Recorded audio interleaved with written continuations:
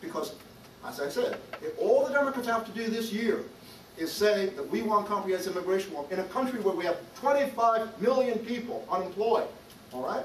Where we have a U6 federal rate of 18%. U6 means people not working who are looking for work, people who are out of work, who have stopped looking for work because they've despaired of it, or people who have had to take part-time wages, jobs.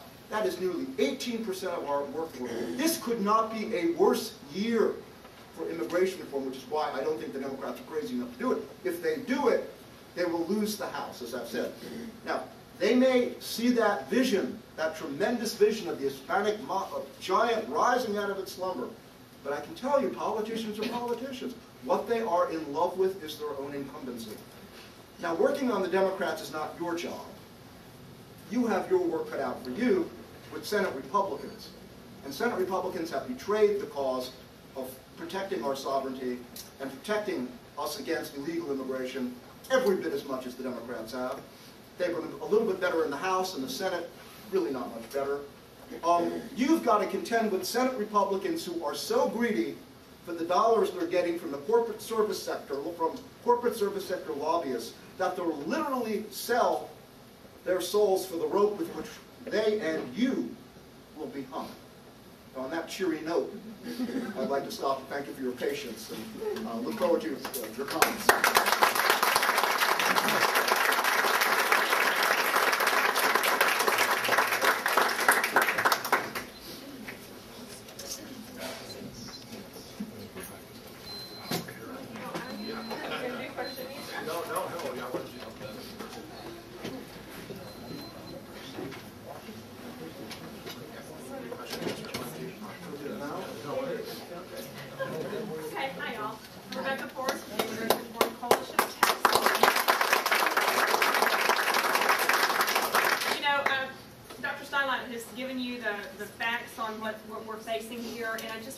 Folks, that if we don't win this battle, we are in very big trouble. America will never be the same. This is the most important issue that we face. We were down at the Capitol last session working very hard to try to get the Texas legislature to do something similar to Arizona. Because what's happening in every state that they are introducing legislation like that, the illegal immigrants are leaving those states. And what's happening is they're coming to Texas.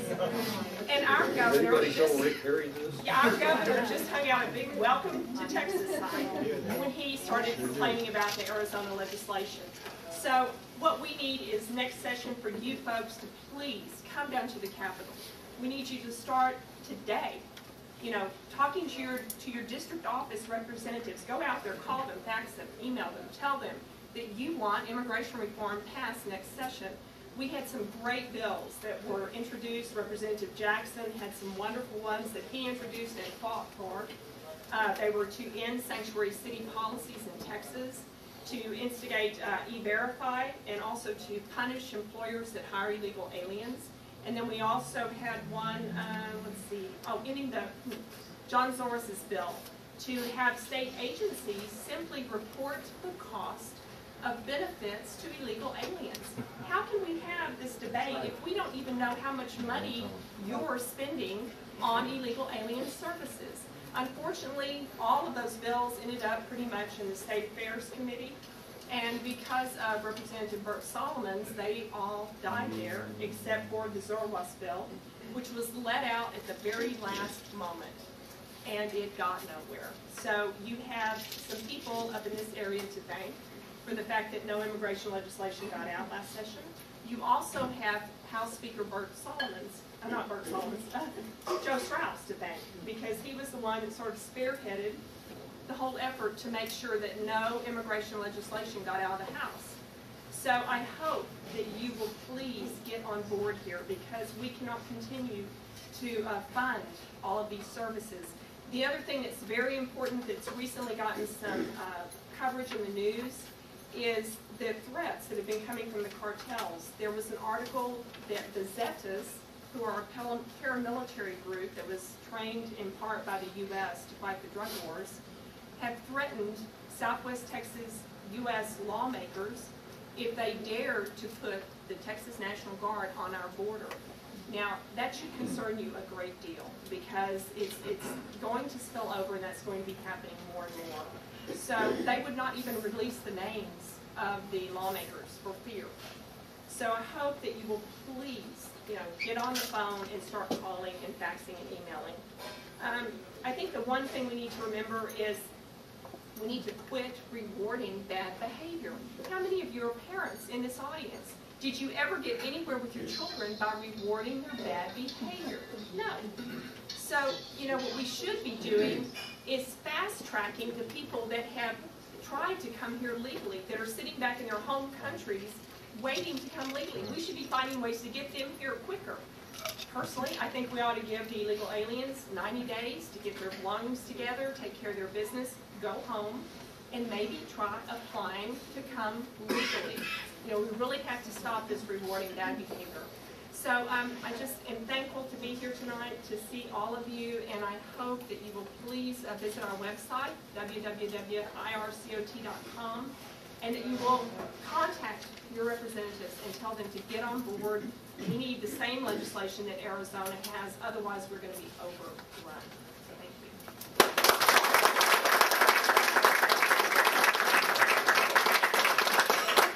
I'm Jolene Reynolds, and I've been working with Rebecca and ERCOT for several years. I was a Texas for Immigration Reform in Houston, and I've been active in Republican women's politics for many years. I moved up to Fairview 3 years ago and retired into a retirement community and decided I'd just have fun, which I've been doing. But when Obama was elected, I had to get busy again, and I started a Republican club. It's called the Republican Club of Heritage Ranch.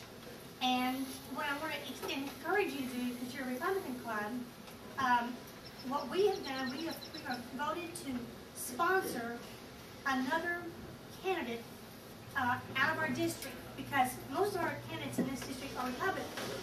But there are candidates in Dallas and across the country that need help in our help, and you can do that. When Scott Brown was elected in Massachusetts, people from all of the United States telephoned for him. What we're going to do is we're going to sponsor Pastor Stephen Broden over in So I'm going to encourage you to find somebody to help. One of the people I really like very much is J.D. Hayworth, who was in Arizona, and he's running against McCain. And McCain now has started, acting like that he's the way he is all along, but he's not been. He's always been for comprehensive immigration.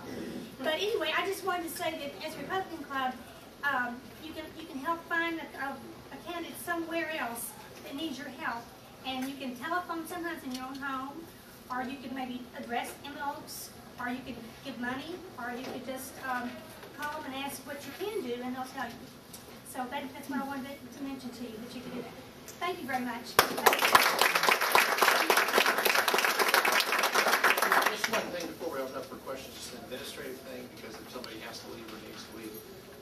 Olays should have given you, or they will give you a receipt on the way out, and payout in there. Remember to tip the waiters.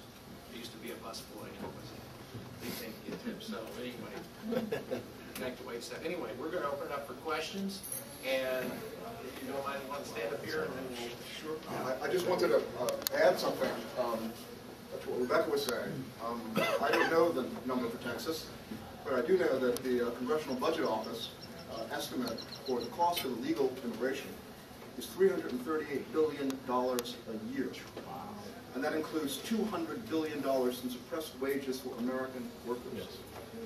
So you see what this is all about. People were screaming about the bailouts, and quite rightly so. But look what's flying under the radar screen. That is $1 trillion every 3 years that we are spending on people who have no lawful right to be in our country. This is not a question, but this is a comment. How many people in this room have somebody that cleans your house or mows your yard on a regular basis, and you're paying them more than $600 a year, and you're not filing a 1099 on them, which means they have to have a Social Security card? I clean my own house now because our cleaning person refused. I had her Social Security number, and then she wanted me to stop reporting that so that she wouldn't have to pay taxes on it.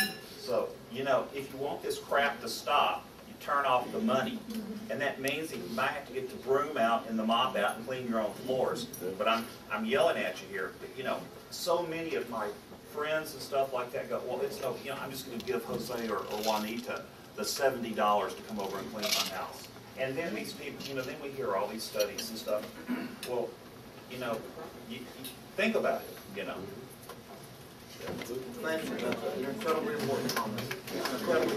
It's not just. I'll come clean your house. I know unemployed men that will come do it. It's not just losing liberals, unfortunately. It's lazy conservatives. And let me say that you know, it's a lot cheaper to you know, rake your leaves and stuff than join a gym.